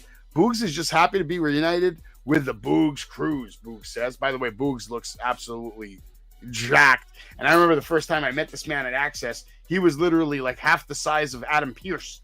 And now look at him. I mean, I have a video I could show you, Toto Watam, from WrestleMania Access, where he got his ass kicked by Damian Priest in a tag team match. And this guy was like a skinny little twerp compared to what he is now. Like, wow. I'm not even kidding you. Miz is talking a lot of crap. Says that if he was in the gear, he would have beat him, and he knows it. Adam is just lazy and incompetent. Meanwhile, Adam's behind him listening to all this. And Pierce says if you want to rematch with Boogs, all you got to do is ask. Boogs is boogsing out. Very excited. Are we fans of the boogsing out? I mean, I love Eric Boogs. I was very sad for what happened to him at Mania. He finally had his Mania debut with Shinsuke Nakamura, and just, I guess what they said was that he was too strong for his own damn good. And he was so strong that he ripped the something right off the bone on his leg, which is just, I can't even think about that. But are you guys all happy to see Boogs back? Do we like this gimmick, Tom? I'm happy to see him back. I was wondering what happened to him after Mania last year. You know, I was just happy to see him because, he went from like being in WrestleMania, which is probably the pinnacle of his career so far, to being out of action for 10 months. Must have been rough. Absolutely. Getting your first action figure, being in WrestleMania, and then just like the next day you're like home, getting ready to have surgery. Yeah, I would say that sucks ass. Anthony, how about you? What does Boogs do for you? Do you even care about the Boogs? I like I like Boogs. You like the Boogs? Are you part of the Boogs crew? Yeah. I just don't like how they make fucking Miz look like a joke. Well, when like, okay. I mean, the guys. That's a fair statement. Like, oh, I'm gonna bill Pierce for $10,000 because it's like, really, WWE? Like, you couldn't produce that better? Because I like Boogs, but it's like, why should I give a shit about that segment? Okay. I can't even argue with you because it's kind of random and out of nowhere. But at the end of the day, Boogs has to work with somebody. Miz has to work with somebody, and that's all this is. This is two guys just getting stuck together. And I wouldn't be surprised if Triple H did this by throwing darts. Tom, he was probably throwing darts at some pictures. All right, whoever lands, this guy, that Miz is with Boogs. But like, give it some like you should have. I like substance. When you're gonna give me a storyline, give me substance with that. This has no substance here. It's a little. Miz is an asshole. Boogs is not. Oh yeah, that's why they're doing it. Heel fucking baby face. That's the main point. The Boogs is a baby face, so they wanted to stick him with somebody that people would like to see him beat up, right? Who doesn't? Everybody loves to see the Miz get beat up a little bit. That Gorilla Press Slam last week was impressive, and I want to see it again. I think we will. I mean, with what I remember him saying last week, he wants a little bit more respect. I think he deserves it. That man has been working his ass off. Dude, at this point, that dude is just happy to collect the paycheck, and he is a company man. He will do whatever is asked of him, whenever it is asked of him. Because guess what? Randomly, they stick a WWE World Title on his shoulder. So I don't think he gives a shit. The Miz will have his time again. The Miz is like a fine wine. I just want him to be Anthony. How many times have you had fine wine in your life? Are you a big drinker of wine? Are you a wine connoisseur? No, that's why you don't understand what I'm about to tell you. Miz is like a fine wine, and the older he gets, and the longer they keep him in that barrel, he's just going to get better and better and better. Better on the mic, and better at storytelling. You're going to see things from the Miz over the next 10 years that you're going to love. I promise you. He will be a WWE champion again. He'll be an IC champion again. But it's not even like I want him to have a title on him. I want him to have substance to his storylines. I want him to have a little bit more of a better role than being looked like a fucking idiot. That's just me. Okay. I don't disagree with you, but right now he is the resident idiot, and that's the way it's going to be for the time being. You know who else needs more respect? Chelsea Green needs some respect, especially after tonight. Beautiful match on Monday Night Raw. I love the match. I love the way Asuka looked. Raquel Liv a ringside, Chelsea with a cheap but stiff drop kick to the back of Asuka to start her off. Fast pace, slaps her in the face. We get a flatline face buster on Asuka. And Chelsea Green just kicking ass as Carmella is out here now. Nikki Cross is out here. Natalia's out here. Green just talking trash to all the ladies on the outside. Asuka now with the combos, a German suplex, a big buzzsaw kick to the head. And Asuka setting up, Chelsea in the corner. Green comes back with a big kick, but Asuka is able to snatch the armbar mid-air, and Chelsea Green has no choice but to tap out. I thought the match was actually very well put together. And even though Chelsea lost, it still made her look good because she was actually kicking Asuka's ass for a couple of minutes. I love the way that she was talking trash to all the biggest female stars in the company. Like, I'm Chelsea Green. I don't give a shit about any of you. I liked it. It made her look a little better than her last couple of showings. That's just me. How about you, Tom? What'd you think about this whole setup tonight? So, full disclosure, I started watching this match, and I don't remember anything about it until Cody and Heyman came on, so I must have dozed off. How about you, Anthony? Did you see this match? Tom, that's all you need to know right here, this picture. That's the match. Oh, look, a clown. What's going on, Lisa, Lauren, everybody in the chat, Steven? Go ahead, Anthony. Tell me how you really feel, damn it, without cursing. I'll try. We're tied up for F-bombs. Let's keep it that way. I like the match. I just want to know what was the reasoning for those women to be out there outside of the ring. First of all, Raquel Rodriguez is SmackDown. Liv Morgan's SmackDown now. What the hell are they doing on Raw? Elimination Chamber. Whoop-de-doo. What? Why were they out in the ring, like by ringside? And then all of a sudden the match ends. Bianca comes out and what was the point? I didn't give a shit about it. Well, I agree with you because the men's elimination chamber, all the men didn't come out for the elimination chamber, really, Right. you know. But Bianca did come out. She says, I want you all to take a good look at each other and tell me what you see, because I see 6 top-tier women in the WWE. But who has what it takes to take on the EST of the WWE? I know what it takes. Like, I know what it takes to win. And that's how I got this. I want to wish each lady luck. Whoever makes it out, I'll be ready to see you at WrestleMania. Your typical Bianca Belair promo, good girl, not saying anything mean, not talking trash, wishing everybody luck. Your typical babyface little speech, short and sweet, which I was fine with that. Does anybody else have anything to add about Bianca or that match, or we can keep it moving, man? I'm good with keeping it moving because we have a lot to get into right here with this guy. Or we can keep talking about her. You tell me. I was sleeping. He was sleeping, but he wasn't sleeping for this guy. He had an alarm on. Everybody has a Cody alarm on their phone. And I'm sure Dave LaGreca has a little Cody alarm going on, too. The second Cody comes on, he probably starts getting a vibrating buzz on his ball sack. He has one of those, special underwears.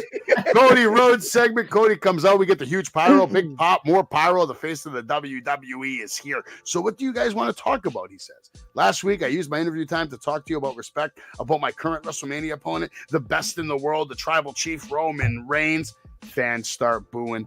Fans start chanting Sammy at this point. Current opponent, our champ, is putting our titles up against the line against a guy who has all the momentum and a guy who's walking into his hometown, and that is Sami Zayn. Fans chant, Sammy, Sammy. And he says this without most respect. I have respect for my friend Sami Zayn. I wish you the best of luck. Let the best man win. And then who do you think comes out next? I wasn't really expecting this. Cody didn't look like he was expecting it. Paul Heyman now in the ring. Here comes Paul Heyman. Hello, ladies, gentlemen. Wise man to your tribal chief, reigning, defending, undisputed WWE Universal Heavyweight Champion Roman Reigns. Paul asks if he may enter the ring, which I thought was very nice of him. He says, one day you will find out, and hopefully not at my expense. Life at the top in this industry can be hard during those busy weeks, the Mania weeks, the Rumble weeks. The Tribal Chief and I are in front of the whole world. We want to congratulate you on winning the 2023 Men's Royal Rumble. You earned it, and we are proud of you. Cody says, I know my father had a nickname for you. But if you indulge me, I'm going to call you Mr. Heyman. And that's because I have unparalleled respect for you. But if we were going to pull back the curtain, might as well pull it back for everyone here and everyone at home. I want to tell a story that should have been told a long time ago. The tale in my family became hard times. We went broke. My dad doing local car commercials, and not for the money, but just to keep the car.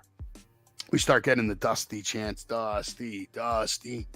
He said, you called him, Paul Heyman. You called him and you told him ECW was in town. And if he would just agree to appear on camera, you would pay him and you would pay him well. We start getting ECW chants. In addition to the money you gave him and keeping your word, you gave him back his confidence. And I thank you very much. Before I was here, I was someone else causing trouble. Another company. I thought I almost heard an AEW chant for a moment. He says, from one disruptor to another, you showed me the way. Thank you again. We get thank you, Paul chants. Paul says, you're good. You're really good. You caught me off guard. You actually got me personally. This is not about me. This is not about your dad. This is about you and everything you have fought for, from the bottom to the top, in the door, out the door, to main eventing WrestleMania. Winning Mania is a whole different story. Just getting there is a long road, and that's the story that you need to finish. Or do you have to suffer the same nightmare of just coming this close. You are not main eventing Mania. You are trying to take away from the greatest champion of all time, Roman Reigns. Right down the road is the NXT Performance Center. Your father, the American Dream, Dusty Rhodes, trained and prepped the biggest stars of this generation. Your father trained and prepped Seth Rollins, Becky Lynch, Bayley, Kevin Owens. Your father trained and prepped Roman Reigns, the tribal chief. You know who your father didn't prep and train? He didn't prep and train you. Your father maybe wanted you to make it on your own, and he wanted you to, go on to be the Cody, the man who stopped Roman Reigns all by himself. God, Cody, I can't convey in words how much I loved your father. And man, did your father love you. I'll tell you this one personally. In my last conversation with your dad, he told me, you, Cody, you were his favorite son. But Roman Reigns was the only son he always wanted. Mic drop. Heyman. Cody says, I'm just trying to win a wrestling championship, and everyone is trying to make it personal. And you're not going to pay for it, but your boy Roman is when I take those titles personally. And this is the part of the show that I couldn't wait for, because now we can get into the whole Sami Zayn conversation. That last line right there where Cody says, your boy is going to pay when I take those titles, just completely disregarding the fact that Sammy has an opportunity at the titles. How about you, Tom? What did this promo do for you? What did it tell you about the main event at Mania? So I can't emphasize enough how important this was tonight. Coming out of the Royal Rumble, the WWE was in sort of a conundrum because you had a main event with your champion going against Cody Rhodes, but you had fans still clamoring for Sami Zayn. And there really was something missing from the main event, aside from the fact that, Cody won the title, or Cody won the Royal Rumble, and he was taking on Roman. But this promo tonight, once Heyman came out, and thank God I woke up when he came out, this might have been one of the best in-ring promos I have seen Paul Heyman do in his entire career in the WWE. This was so important for them to have this done tonight in the way it was done, pulling back the curtains, because you understand the best storylines in pro wrestling are those that are real, that are true. And you actually saw Paul almost break down a couple of times tonight. And I thought I saw a tear actually go down Cody's face. And by the end of this segment, there is no question at all that everyone in attendance and watching on TV tonight is now ready for Roman versus Cody. Bravo on this segment. It was very important that this happened tonight. This was a masterfully done segment. Like you said, I agree with you. Some of Paul Heyman's best work, and that's saying a lot because he's got a lot of good promos. All I want to say about this is I'm very excited to just see this all play out. I can't wait to see more interactions between Heyman and Cody, Heyman, Roman, and Cody. How about you, Anthony? What did this do for you tonight? Do you have any different ideas about WrestleMania now after watching this promo? You guys both pretty much hit the nail on the head. I absolutely loved the segment. My favorite part of that whole promo was how Paul Heyman was pointing like towards the locker room when he was naming all the wrestlers. And then when he was like, but he didn't train you. Like, I like that attention to detail. Heyman is a genius with that. He knows how to. He's phenomenal when it comes to promos. I'm going to quickly answer this question. Is there not a rule that the champion have to defend the two titles at least every 30 days? Yeah, that would be the case if WWE actually followed their own playbook. But apparently in WWE, you can make tags without holding on to those little ropes, and you can do all kinds of other shenanigans. And the rules don't exist in the modern day era, in my opinion. I think the rules have been thrown out the window. We see multiple times we don't get countouts. The ref won't even start counting because it's all about the match and the plan. And that's one thing I hate. I wish they would go back to really trying to enforce the rules like strictly and let the wrestlers plan and prep their matches around those rules. There shouldn't be so much bending of the rules. Very, very, very sad to see and disrespectful to the business, but I digress. We're going to be talking about a couple of more things here on Wrestling with Savage. We're going to get into this match between Elias and Montez Ford. If you stick around, you'll find out what Seth Rollins did, which was awesome. And then, of course, we'll get into the main event, which was Becky versus Bayley. But before we do any of that, I need you to just watch this quick little trailer showing you the action at Battlefield Pro Wrestling. And it's a good reason why you will want to come down February 26th to Broadheadsville, Pennsylvania, and check out the action.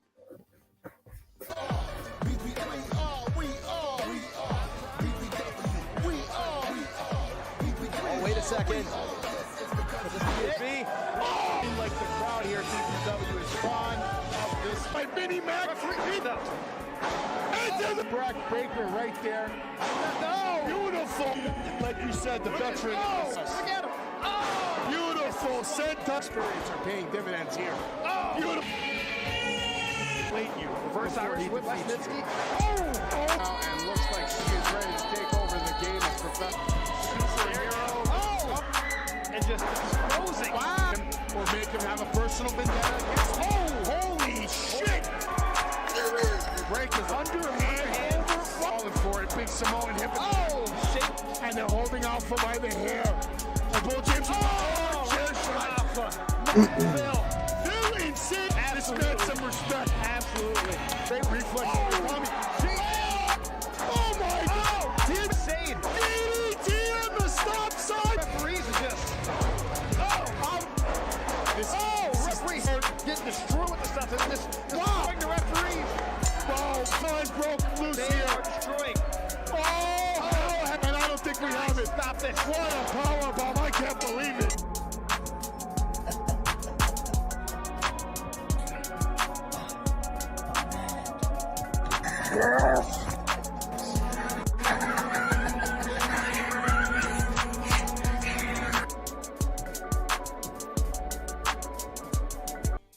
Last Resort coming up February 26th, live from the Signature Performance Center in Broadheadsville, Pennsylvania. I'll be there doing play-by-play commentary. Come hang out with me and all the crew. You can meet Alpha and the boys. There'll be a lot of people there. Tyson Kidd's going to be there that night. A lot of the Samoan Dynasty is going to be there. The real Bloodline members are going to be there. Anthony's going to be doing photography.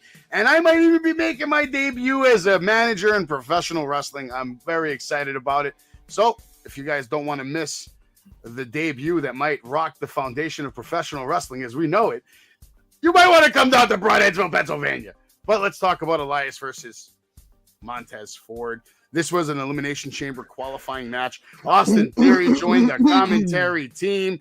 Ford in trouble right now as Elias was all over him. Backdrop on top of the steel stairs as we go to break. Elias is pumped, so he must definitely be losing this match. Back from break, Elias still in control, goes to the top rope, and Montez finally fights back as Elias goes for the sunset flip. Montez holding on tight, now a hard right hand to the face of Elias. Montez now on the shoulder of Elias, and Elias changes it to a power bomb. Montez with a hard right hand slams Elias's face into the turnbuckle. We get a kick to the face. Ford with the high crossbody splash. Now clotheslines that rock Elias. Ford with a backdrop kick up, standing moonsault, covering a kick out. Montez sends Elias reeling, huge over the top rope attack. And now back in the ring, he hits the frog splash and he gets the 1, 2, 3. That's a beautiful. I love that picture, by the way, because it's look at it. He's in the air. You can't even see the ring. That WrestleMania sign right behind him. Montez Ford, is he not headed for big things, Tom? I think he's a future WWE champion. And I think Dawkins, unfortunately, have to pick one between the two. Pretty sure everybody's going to pick Ford to be that guy. Yeah, I mean, he reminds me of Ricochet. He has, great athleticism in the ring. I'm not sure as far as like his psychology goes, but you can always improve upon that. But yeah, put him in a program. Let's see how he does. Have him take on Ricochet. He has the body. He has the size. He's almost as bulky as even a Triple H back in the day. He put on a lot of weight, a lot of stack, and what he has is the things you can't teach. That's what he has. He has that charisma. He has that intensity. He has a personality. Now, using it in the wrestling world are two different things. You can have all that, but then utilizing it to your full ability to tell good stories, That's another thing. And he's still green when it comes to that. But I think he has all the tools that one would need to succeed in a main event kind of spot. Anthony, what'd you think about this match? I thought it was great. Montez Ford is gonna. This guy. I'm glad that he's going into the chamber. I really can't wait to see what this guy does in that chamber. That guy's gonna kill it. He's not gonna win, but he's gonna kill. He's gonna. I never met Andre the Giant. Have any of you ever met Andre the Giant? No. That's one guy I wish I had. Apparently, I saw him wrestle when I was 1 year old. I don't recall, but apparently I was in the building at Madison Square Garden. I think he was fighting Big John Studd on the same night Hulk Hogan was winning the title off the Iron Sheik. Apparently, January 23rd, 1984. Apparently, I was in the building as a baby. I don't know. Wow. Don't know. Why I was there, I have no idea. I guess my father didn't want to miss the show. Just bring a baby with him. Big Andre the Giant fan. Let's see what else we got in the chat. Montez's money. You want me to use a megaphone like Jimmy Hart? I can't. I don't need a megaphone. My mouth is a megaphone. You don't believe me? Ask Tom. He heard me screaming at ISPW. I had that place rocking, Tom. I can get any chant. I can get any chant going in that building. I'm gonna try to make it to the 17th. I know. I believe Rick Recon's taking on Crowbar. I think so. Yeah, St. Valentine's Day Massacre. Yeah. And then Tina San Antonio is taking on Vicious Vicky again in a rematch, I believe. Hopefully Vicky's better now because I know she hit her head last week. I don't know if you heard about that. Thank God she's okay. And shout out to Vicious Vicky and everybody at the Bob Culture podcast. Hopefully you guys are all doing good, and we'll see you guys on the 17th. I'm going to try my best to make it out to that one. It's a little rough this month. There's too much wrestling going on. I hear you. You'll have a seat saved in the madness section again. Absolutely. It was a great spot. And you guys have a good setup over there. I had a good time at that show. That was our first time there. Yeah, that was the first time there. Yeah, sure, many times there. I really enjoyed the match between Encore and Crowbar. Yeah, man, that to me was the match of the night. That kid Encore is money. I can't wait to see him wrestle KC Nuvara on the 26th. But you know what was my favorite part of Raw tonight besides Cody Rhodes getting his promo on with Paul Heyman? It was watching Theory eat this curb stomp by my favorite wrestler in the world today. All right, the Architect, and this is why he is winning that title at Elimination Chamber. It's that simple. I mean, in my opinion, I think it doesn't hurt Theory to lose this title at Mania because he still goes on to have his match with John Cena. He's still going to be the mega heel because everyone's going to be wanting Cena to win. Theory's going to win, get all the heat, and then now Cody has some potential heels to fight in the future. Theory, to me, needs to get catapulted into that main event picture this year. He doesn't need to beat Cody, but he needs to fight Cody for that title a few times. Him, Randy, Finn. I'm sticking by what I said with Theory. I mean, I'm not saying I don't like him. I think it works. I think it works either way. I think, as Vince McMahon would say, it's all good shit. It doesn't matter if Theory wins, loses. Theory's career is on the right track. Triple H knows what he's doing with Theory. I'll say that. You know, Theory's been reborn, man. Yeah. What the hell is Seth wearing? He's wearing whatever the hell he wants. Look at him. He looks fantastic. I don't care what he's wearing. Look at him. Look at him. That's Seth Rollins. Guy comes out in the middle of the match in any arena, in any country, in the world, and he will steal the show. That's my opinion. But let's keep it moving. All right. Unless you guys have any, Tom, you have anything to add on that Elimination Chamber? Nothing Whatever further. The hell it was. We now got the final picture. We know Ford's in there, but I think it's too soon for Ford to win. Although that would be crazy. Imagine Ford just wins that match. I don't think it's going to happen. No. Imagine Ford your new U.S. champ. That would be wild. All right, let's get on to the main event. And luckily, this match was longer than 2 minutes, but I did have a gripe. A lot of commercials during this match. This match didn't even start till about 10:41, and then by 10:42 we were in a commercial, and then 10:50 another commercial, 10:54 another commercial. Bayley keeps trying to escape the cage. Becky ain't having it. Drop kicking the cage, slamming Bayley off the cage several times. Lynch telling Bayley, "You want to talk about my husband? Talk about him now." Too many commercial breaks, like I said. Bayley with elbow drop off the cage. Becky minutes later launches Bayley off the cage on the mat. We get a cover and a kick out as Damage Control watches on. Becky tries to escape, and then Becky slams her in the cage hard and stops. She hits the leg drop. Now Bayley locks on a knee bar, and it looks like shit. Obviously, submissions are not the role model's specialty, as Graves would say. Becky makes her way to the door. Bayley drags her back in the middle. Becky with a roll-up right back into another shitty submission as both ladies rolling around the ring. Becky rams Bayley's head into the cage as she makes her way to the top rope. Bayley meets her up there. Bayley then does the Bayley to Billy off the top rope, which looked good. I actually thought she was going to get the win off that. Instead, we get a cover and a kick out from Becky. Bayley climbs to the top.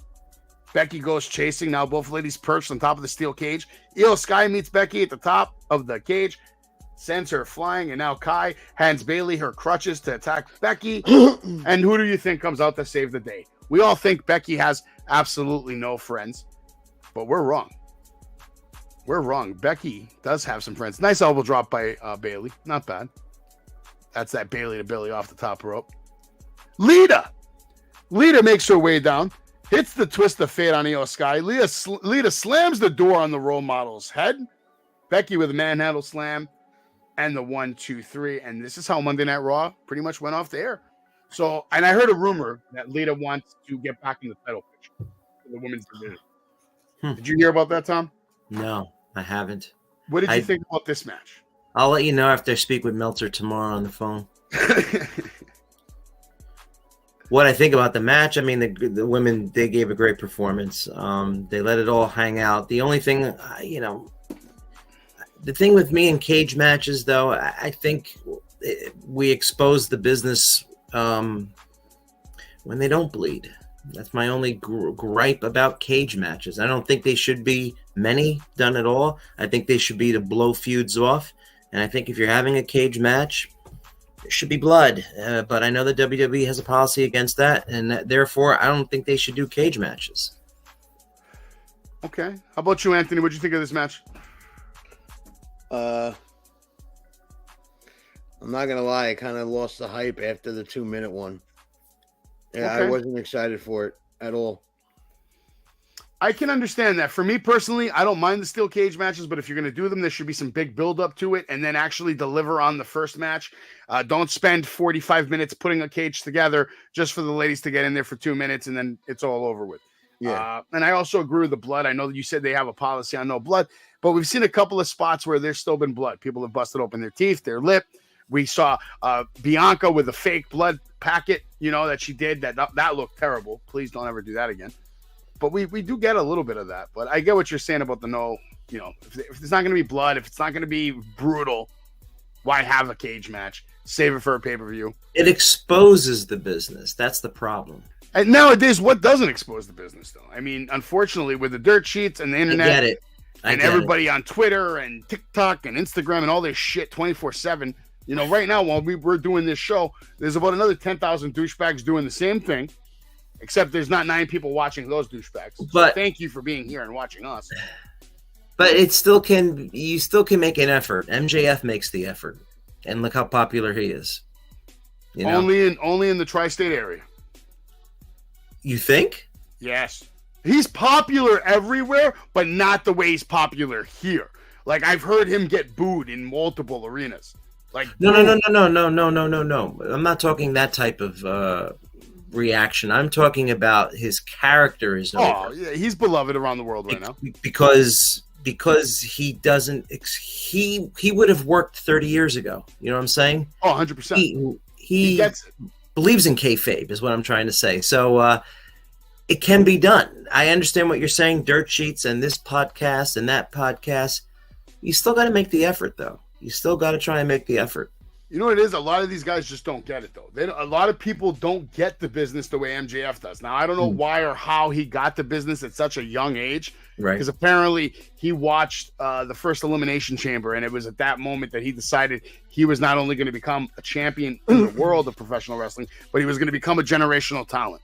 He had made up his mind from that day. If you talk to him or you ask him, that's what he will tell you. So he just got the business. Some people just don't. To this day, there's people that have been wrestling 30 years that still don't get it.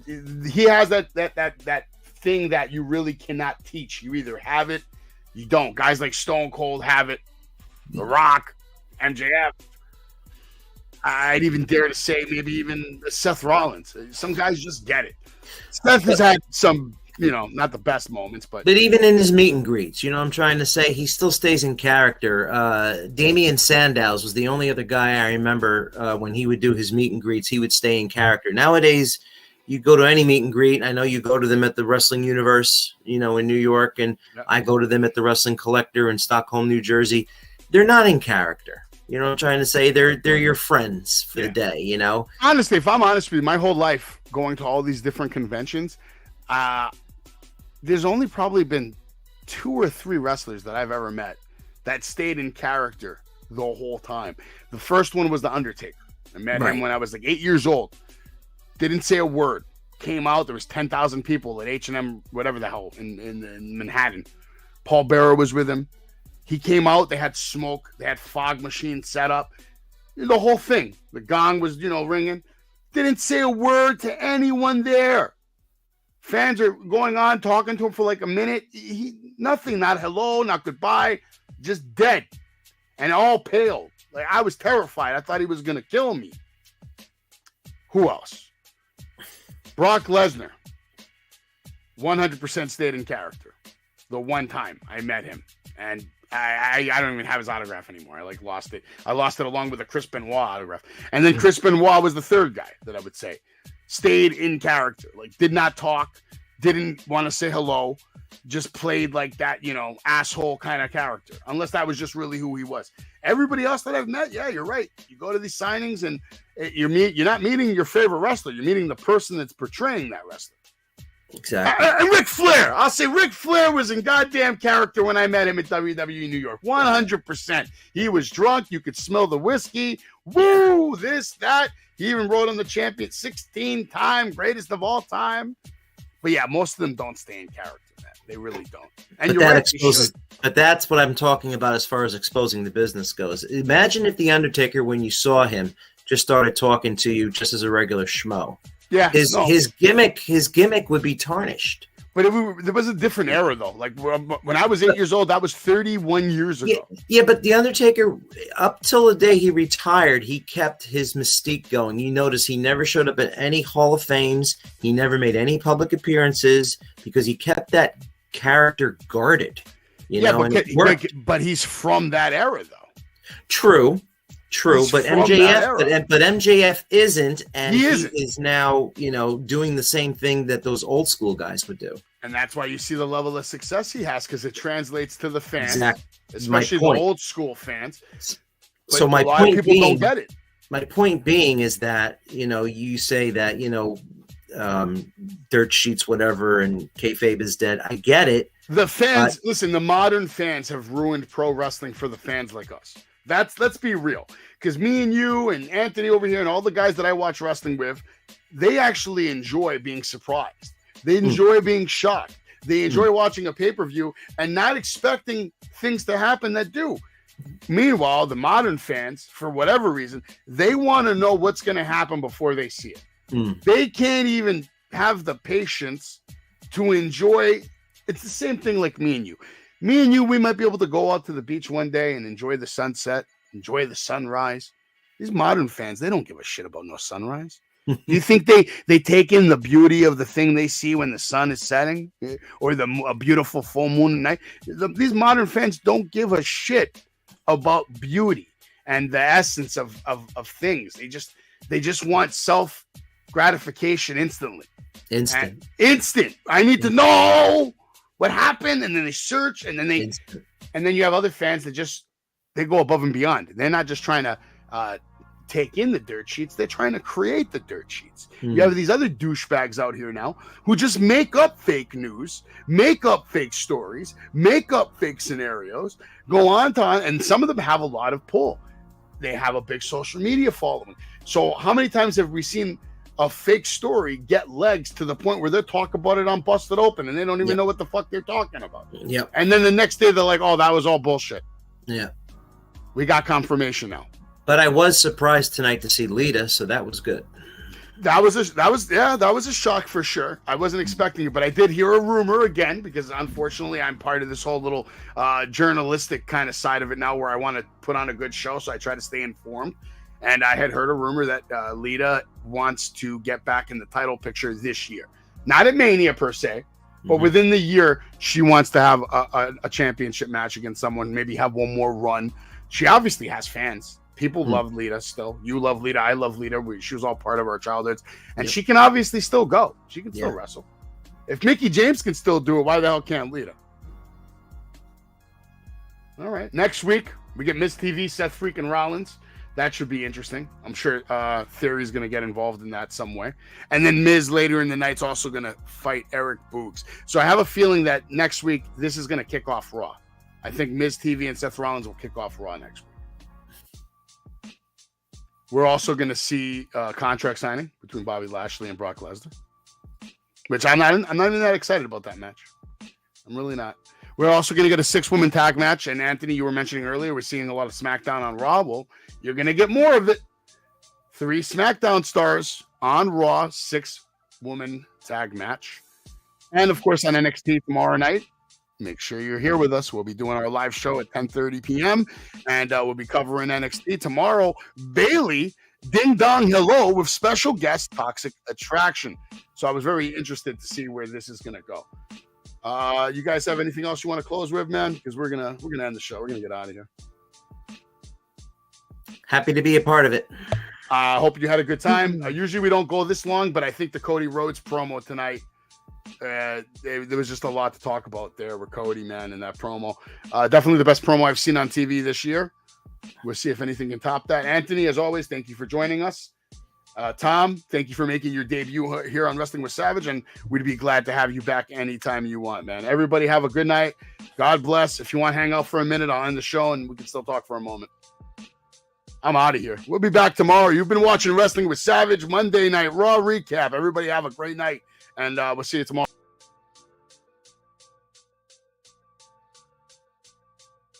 Why are you yelling? I'm excited. Nice stiff. Pedigree, 1, 2, 3, proud to you live at the champ. A last ride straight to hell, a tombstone, a choke slam. Here to give it to you raw. This is Wrestling with Savage. SmackDown, hold the title. This is Wrestling with Savage. What? Wrestling with Savage begins now. I'm still here. They all left me. I told them they could stay if they wanted to hang out and talk, but they don't want to hang out and talk. But you guys are all still here. But it is 1:17 in the morning. I have to wake up early as hell. I'm sure Johannes has to wake up. Actually, he probably just woke up. He's in Germany. So that means it's like 8 in the morning over there. Lauren, good night. Everybody else, good night. Thank you again for joining me here for Raw Talk, and we will see you guys tomorrow for NXT. Everybody have a good night.